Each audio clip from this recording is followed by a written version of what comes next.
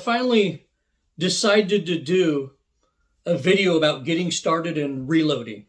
And I'm doing this video in response to a letter I received from JR in Oklahoma.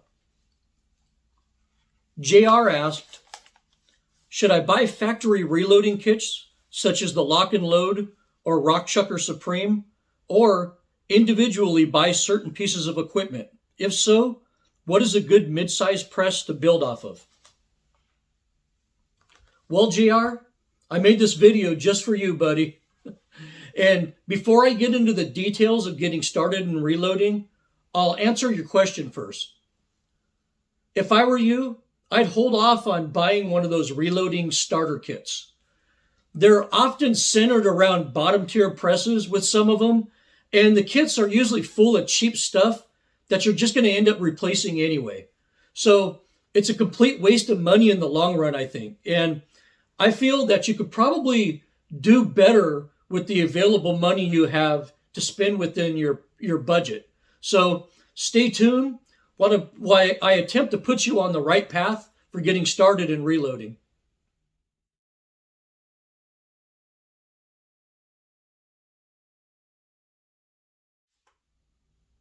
My biggest piece of advice to you is to start with a really good single stage press that you'll be happy with for many years to come.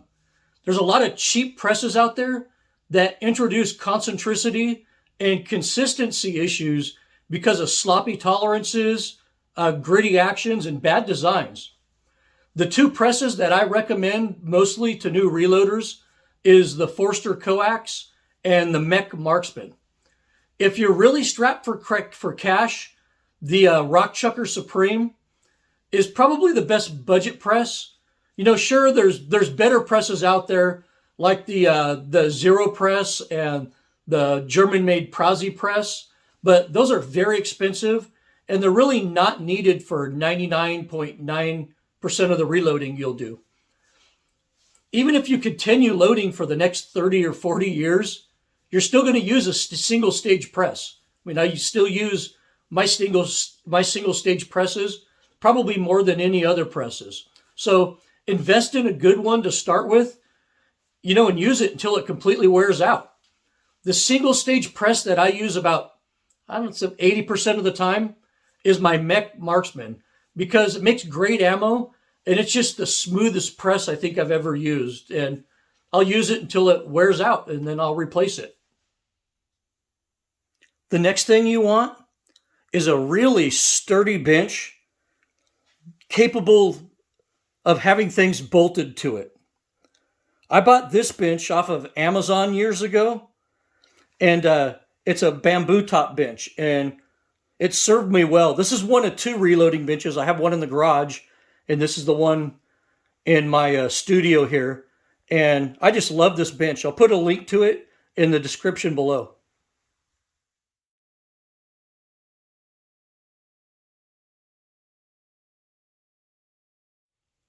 It seems like new reloaders just love wasting their money on cheap, low-quality digital scales. The most inaccurate thing you can use for reloading is a cheap digital scale. And I'm serious about that. What most people don't understand when they start is that a decent mechanical scale is way more accurate and repeatable than one of these cheap digital scales will ever be. An accurate and repeatable scale is necessary for precise loads and for safety during the reloading process. Be mindful that digital scales are very sensitive to power sources, static electricity, ambient temperature, the surface that they're on, any air movement or breezes or wind or ceiling fan, and magnetism. Even the ballasts in your lighting can affect these scales sometimes. And the cheaper the scale, the more they're affected by all these variables. But you can get pretty accurate and repeatable digital scales for reloading, but they cost a lot of money. And you'd be better off just buying a digital powder dispenser at that point. If you're on a budget, buy a beam scale to start out. The gold standard for a mechanical beam scale was the RCBS 505 scale. This was made in the USA by OHAS, and this was the gold standard for mechanical scales and probably the best-selling one in the United States while it was being sold. I still use mine sometimes to verify that my digital scales are reading correctly, but unfortunately, these were discontinued by RCBS, and the new M5000, which is the new version of this, is a downgrade over this old design, in my opinion. But hope is not lost. OHAS still makes the 505 scale under its own name, but sadly, it's no longer made in the USA. It's made somewhere overseas. But I'll put a link to the OHAS 505 scale in the description so you can purchase it if you're interested. If you're starting on a tight budget, get the OHAS 505 scale as your first scale. But because you're using a manual scale or a digital scale that doesn't dispense, you're going to need some type of powder throw to get a rough charge weight. These powder throws do a really good job with ball powders, but they can be very inconsistent with a lot of stick powders. So you're going to need a trickler to get the small amount in there for the proper load. The scoopers are sometimes valuable too, but be prepared when you load like this. Out of your powder dispenser, you're going to get a rough amount, and you're probably going to sit there with a set of tweezers and take a few grains out or add a few grains here and there. So get in the habit of doing that right away. So even though these beam scales are accurate and repeatable, the process of throwing and weighing powder up is very slow, and all of this is going to eventually frustrate you when you want to make high volumes of ammunition. So you'll eventually upgrade to a digital powder dispenser, and you'll probably mostly use that. I've been using this RCBS ChargeMaster 1500 to make quick and high volumes of ammunition for many years now. And this was basically the standard in the industry for about 20-30 years.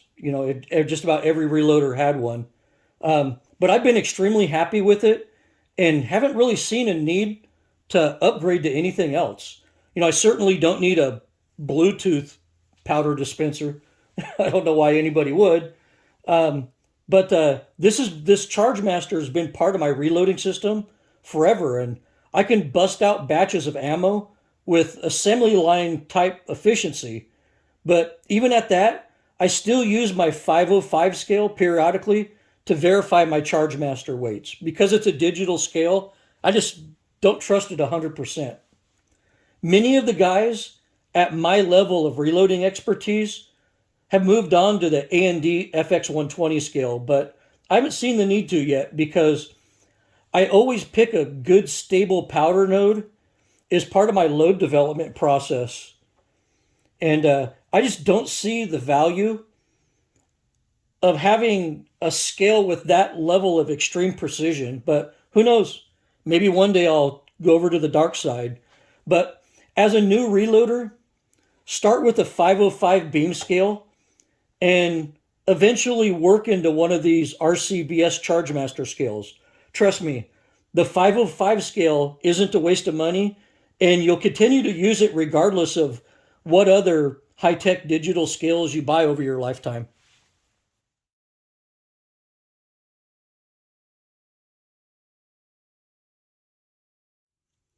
After you load brass a time or two, you'll inevitably have to trim it.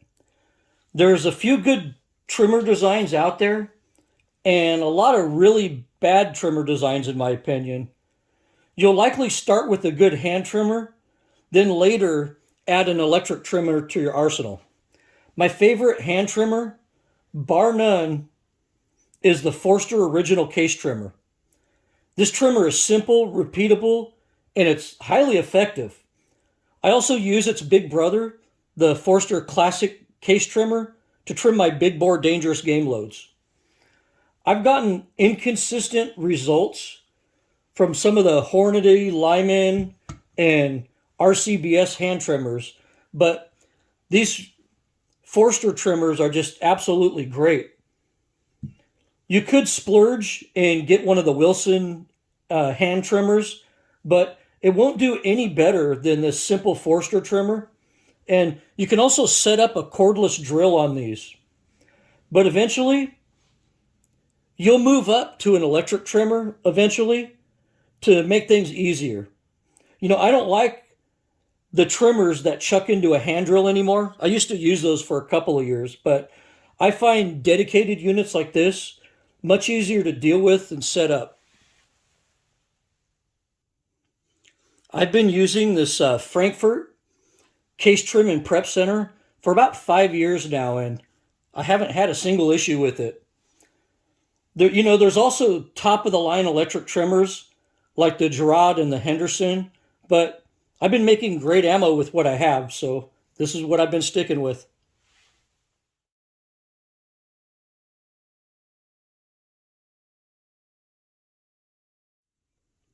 The most important tool to the reloader is a good set of calipers. If you're properly reloading, you're measuring case length, overall length, base to ogive length, shoulder bump, headspace, neck tension, primer seating depth, and bullet jump, all with a set of calipers.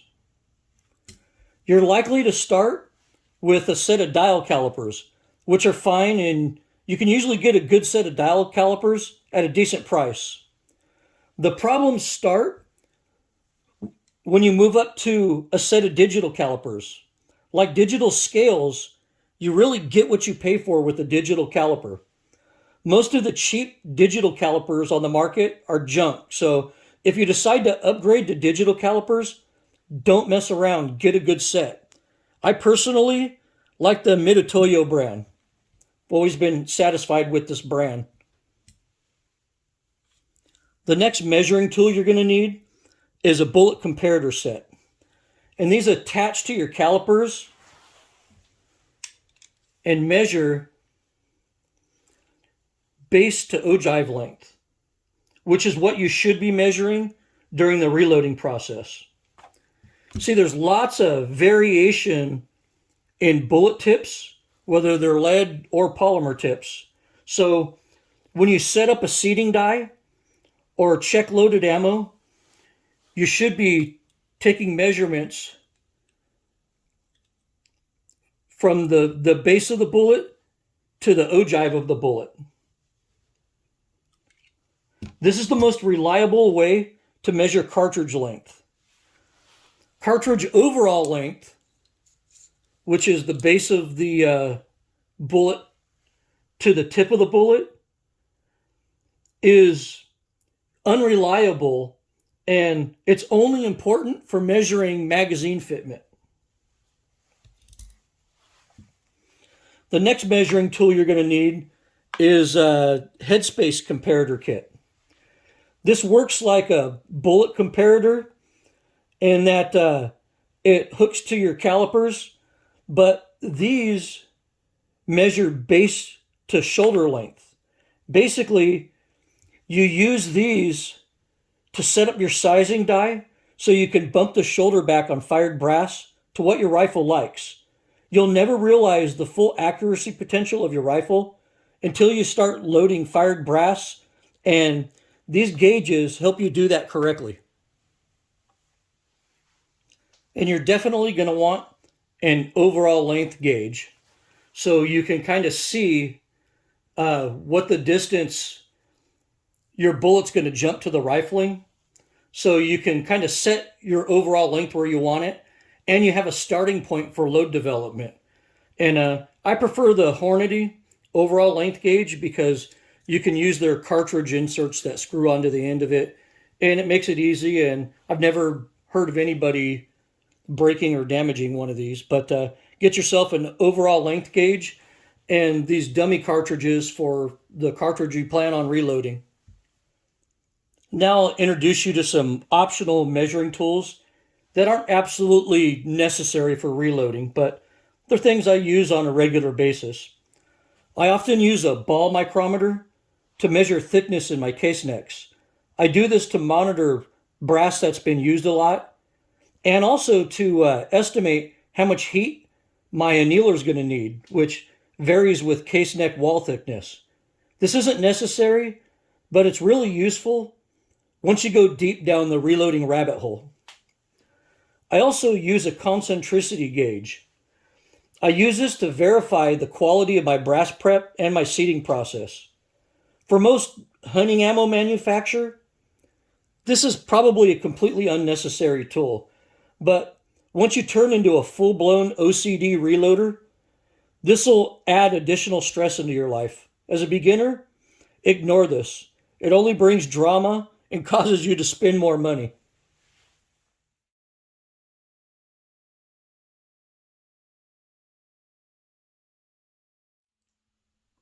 After firing your brass, you should always clean it before you reload it again. Failure to properly clean your brass could result in premature wear on your dies and might mask the beginning signs of brass failure. There's three ways to clean your brass. Basically, vibratory tumblers, rotary tumblers, and sonic cleaners. Sonic cleaners really don't do a great job, in my opinion, and I kind of regret wasting money experimenting with these things. So I don't really use my sonic cleaner anymore. There's some tools and miscellaneous things I clean in this, but I no longer use it to clean my brass. Vibratory tumblers are the mainstay of the reloading hobby, and this model right here is used by beginners, novices, and professional competition shooters alike. It's very popular, and they work really good, but they're very loud. They use media that you have to periodically replace, and they put out lots of dust too. So this definitely is something that you need to do outside. Rotary tumblers use stainless steel pins that could pretty much be used indefinitely. They also do a great job of cleaning, but unlike vibratory tumblers, they're much quieter and they don't make any mess or dust. I usually run my rotary tumbler in a room in my house with the door shut, and I don't even know it's going. I think rotary tumbling is way more convenient and less problematic than vibratory tumbling, but that's just me. The only downside to rotary tumbling is dealing with the pins and drying off the cases when you're done cleaning them. But using a good screen and magnet can make this job really easy. Some pros don't use rotary tumblers with steel pins because they just believe it's too hard on the brass, but I don't personally agree with that. But if you use one of these big transfer magnets with a release handle on it, it makes life a hell of a lot easier using a rotary tumbler.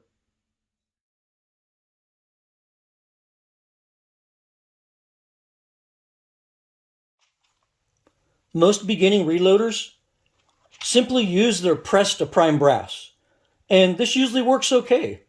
I've made lots of good ammo over the years by seating primers with my press, but when you're after the next level of precision, having more control over primer seating can make a difference. The problem with using a press to seat primers is that they lack feel and control. The goal when seating primers is for the primer to bottom out in the pocket so you don't get light primer strikes. And more importantly, the primer must not protrude outside the case head and should be slightly recessed into the primer pocket. Most reloaders want a very slight crush fit, but making sure that the primer is just fully seated is usually enough. So most expert reloaders use a primer tool to seat primers. And the old school hand primers like this, they work fine. But When I'm working on loads where I'm really chasing extreme precision, for my OCD loads, I use my K&M hand priming tool. And primer seating tools are definitely a personal preference thing.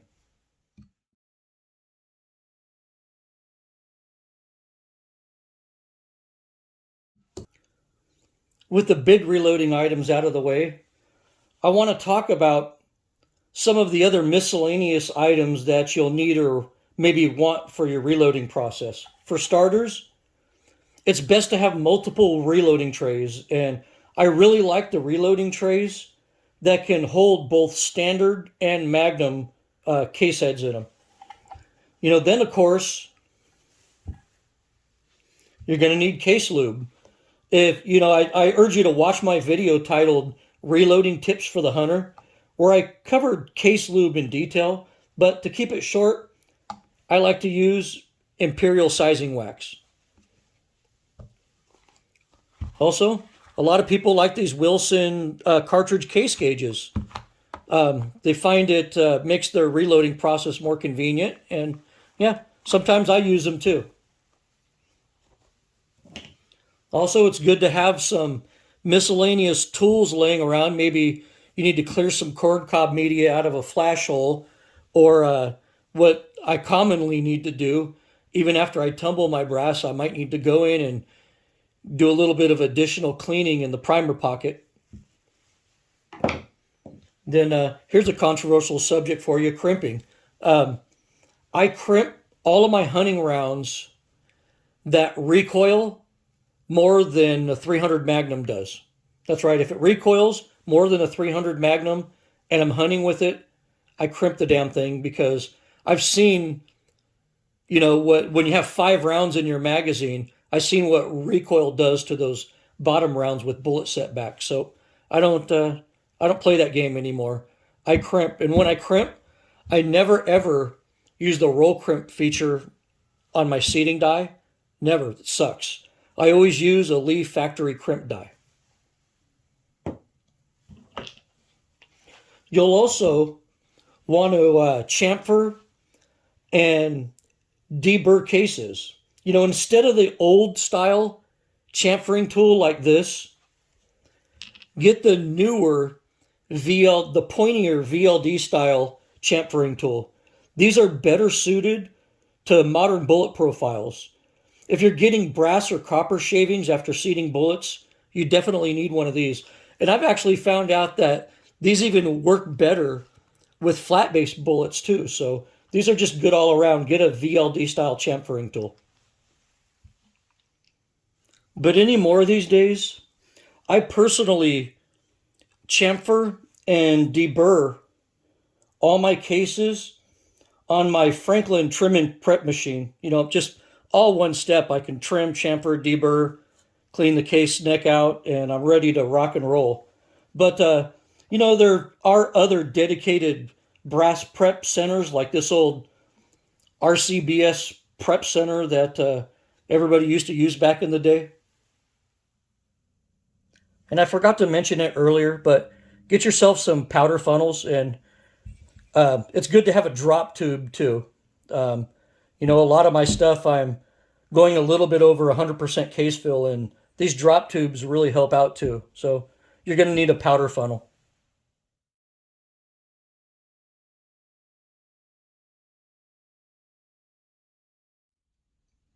The beginning reloader shouldn't really worry about annealing brass when they first start. Just focus on good consistent ammo and proper load development when you start.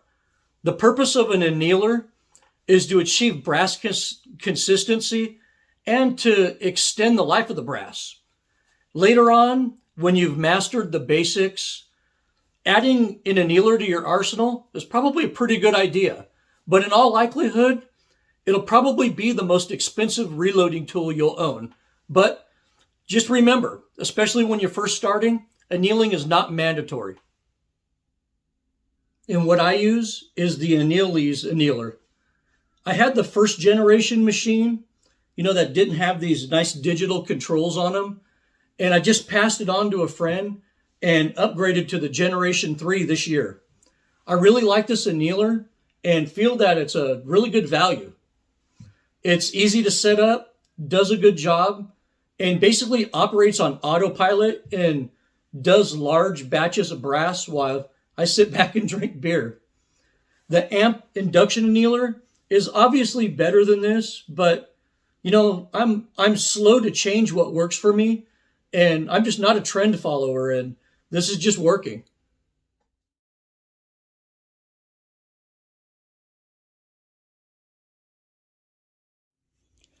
If you plan to do proper load development to maximize your gun's potential, you'll need a good chronograph. The one you're looking at right now is not a good chronograph. Be mindful that most of the cheap chronographs, the Pro Chrono, the Shooting Chrony, most of these chronographs used by YouTube influencers are absolute junk when it comes to using them for load development. You need a highly accurate chrono to find powder nodes that are in a safe pressure threshold. If a chrono is off by even 20, 30 feet per second, that's a huge deal in the load development world. To me, even, it being off 10, 15 feet per second is a big deal. And, being off by that much or being inconsistent like that, it'll leave you chasing your tail in load development. So it's not a good deal. Brian Litz actually did an extensive study on the accuracy and precision of popular chronos years ago and found out that the only ones worthy of accuracy were the expensive Ohlers, the MagnetoSpeed, and the LabRadar. So if you're using one of these cheap cronies for reloading, you're fooling yourself, brother. Honestly, I don't like optical chronos anyways anymore. Even my Oler 35 is sensitive to light and environmental conditions. And these require you to set up downrange of the muzzle. So it's a real pain in the ass to set up and deal with on the shooting range. The MagnetoSpeed is the cheapest option for a highly accurate chronograph. It's so simple. I mean, you just put it on the end of your barrel, turn it on, and you shoot. The only problem is that you can't really shoot groups with this on your barrel because it changes point of aim, point of impact on you. But for finding powder nodes, which has nothing to do with groups, this is a great chrono for that, especially if you're the type of person that likes to do quick Satterley tests to find velocity nodes. So it's really good for that, and the price is right, especially, if you're on a real budget and you want to get the MagnetoSpeed Sporter model right there. It works, and it's more accurate than any of those cheap, crappy optical chronographs you're going to look at. The LabRadar is the next evolution in chronograph technology. It's basically a personal Doppler radar. It's a little complex to learn, but once you learn it, you'll wonder how you ever lived without it. It sets up on the bench right next to the muzzle so it can be used while you shoot groups. It has a lot of features and add-ons available for it, and it's just so convenient. I mean, the only thing problematic about it is just figuring out the features and getting it aimed properly. That's the one weakness of this, is their little aiming device right there. I usually end up taping on a cut-off piece of McDonald's straw or something on the top of it. Some people even get serious and they mount a red dot sight up here for it, but I don't really find I need to go that far with it. But this is a great chronograph, top of the line right here. The only problem, it's really expensive, and all the accessories for it are expensive as well. Even the stand is expensive for it. But rumor has it that other Doppler radar chronographs are going to hit the market either later this year or early next year. But of course, I have no comment on those because I haven't used them or seen them yet. But people also try to use various systems that rely on microphones for velocities, but those have proven to be pretty inaccurate. So right now, this is pretty much the best of the best for going out to the range or out to the desert and doing some shooting.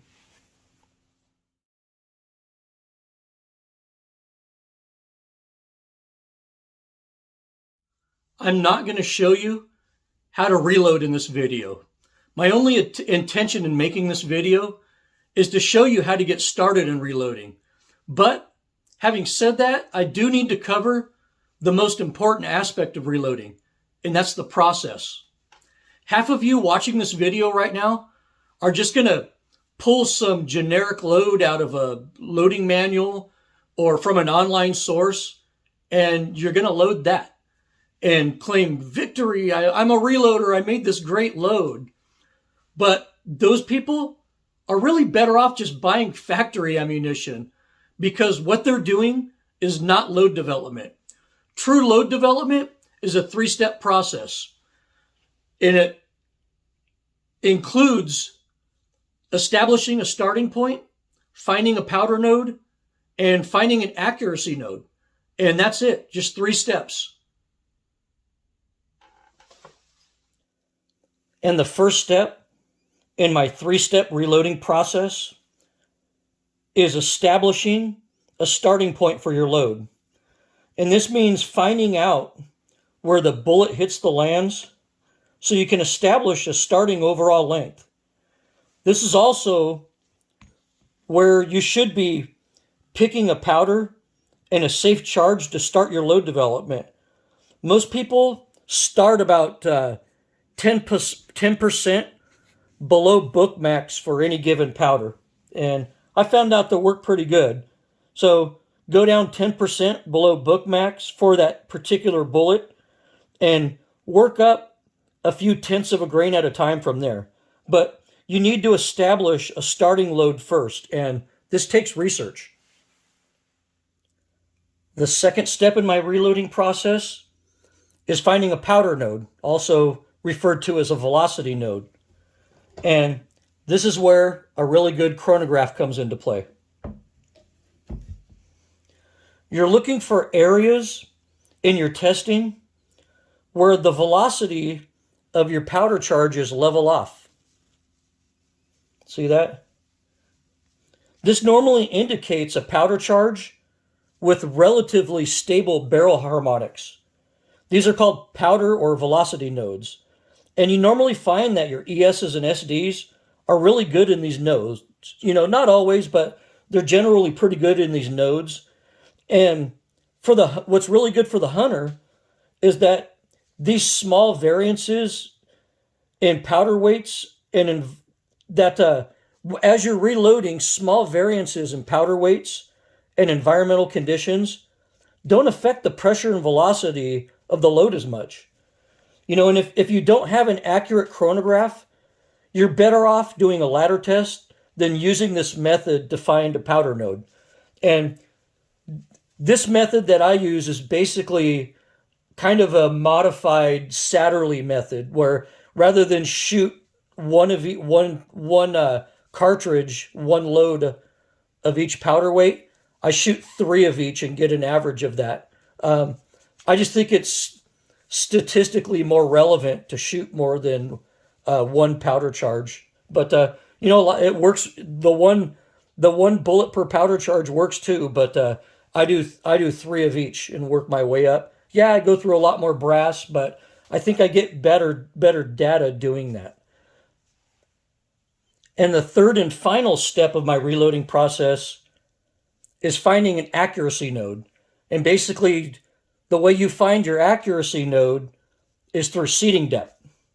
You know, and after you find that good stable powder node, it's time to fine-tune seating depth and wring the most accuracy you can out of that load. This is where you need to get serious about shooting good groups. You need a really good rest and proper shooting technique. Otherwise, you're just really wasting your time on this step. You can see on this chart that seating depth can drastically change how a load shoots. So the final step is to find the seating depth that your load and rifle combination likes the best. And that's my 3-step reloading process. And you can see here, you know, Barnes asks you to jump their TTSX bullets to start at 50 thousandths. And I started at 45 thousandths jump. And you could see Barnes is right, man. That 50 thousandths range right there, that's pretty good. and then you could see it kind of goes to shit, and then looks like it's starting to come back out at 85 thousandths. But this is good data to have right here. And you know, you could print these, you can make your own charts on Excel or Word or just about anything, or you can go old school and get yourself some graph paper and just graph out your own chart. But I like the visual of this. It really puts things in perspective for me. So that's my 3-step loading process here. Basically, establish a baseline to start reloading, find a powder node, and find an accuracy node.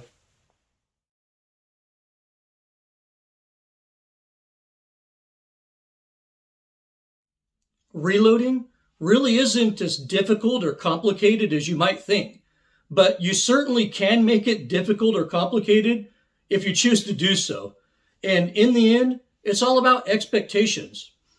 Are you a hunter that's just looking for a good sub-MOA load that has the desired velocity to expand your bullet reliably? Or are you a recreational target shooter that just wants a good half MOA load? Or are you an OCD competition shooter that considers quarter MOA to be a horrible group? Expectations will decide the extent you'll go to produce your ammunition, and it's best to keep those expectations realistic. Also keep in mind that every barrel will react differently to every variable in the loading process. The sure sign of a horrible reloader is the guy posting all over the internet and emailing people, trying to copy other people's loads. Your rifle is going to like a specific powder, primer, and seating depth for each bullet out of that barrel, and you have to figure it out on your own. You'll notice that I didn't cover expander mandrels, arbor presses, neck turning, pocket uniforming, reaming, weight sorting, and things like that, because this video was made for beginners and I didn't want to scare them away with all that stuff. Hopefully, people wanting to get started in reloading found this video helpful and really straightforward. You can reach me with any questions or comments at desertdogoutdoors@gmail.com. You can also follow my adventures on my new Instagram account at DesertDogHunting. Don't forget to hit subscribe if you found my content worthy of your subscription. Thank you for watching this video, and as always, good hunting.